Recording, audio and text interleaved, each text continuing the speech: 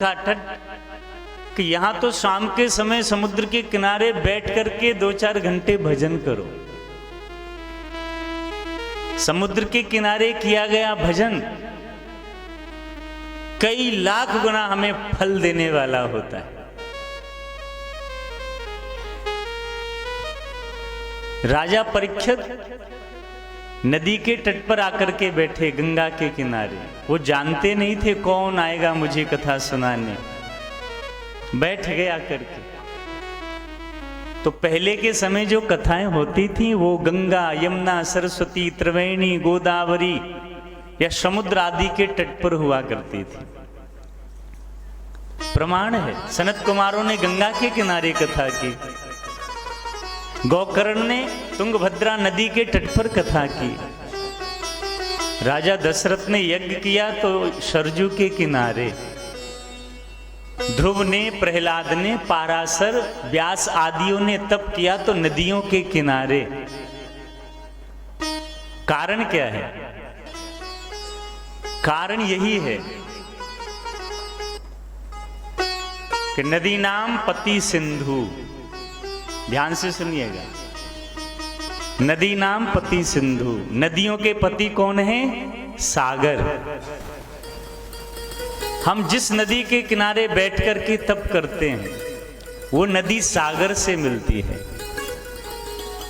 क्योंकि नदियों के पति सागर हैं और सागर की पुत्री है लक्ष्मी। हमारी खबर कैसे पहुंचती है? एक डाक विभाग है, जैसे एक डाक दूसरे डाक तक, दूसरा तीसरे, फिर वो गांव तक पहुंच जाता है, हमारे घर तक पहुंच जाता है। नदियां सागर से मिलती हैं। सागर की पुत्री लक्ष्मी, लक्ष्मी के पति नारायण।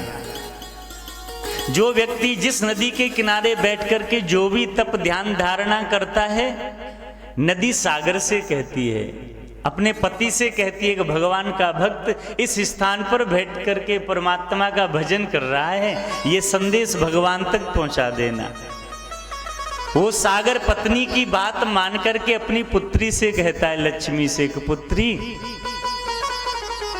परमात्मा का आराधन भक्त इस स्थान पर कर रहा है, ये संदेश नारायण को सुना देना। तब अपने पिता की बात मान करके वह लक्ष्मी नारायण से निवेदन करती है। नारायण हमेशा विश्राम करते हैं आंखें बंद करके।